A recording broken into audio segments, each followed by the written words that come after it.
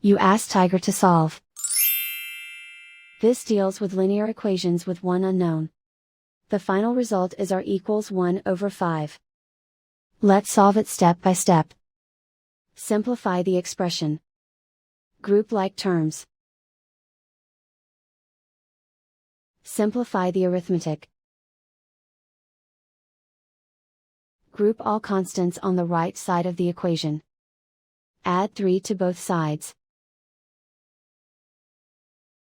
Simplify the arithmetic.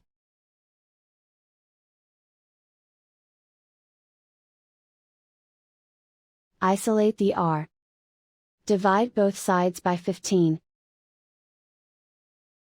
Simplify the fraction. Find the greatest common factor of the numerator and denominator.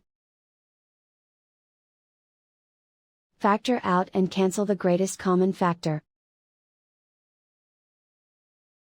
And so the final result is r equals 1/5.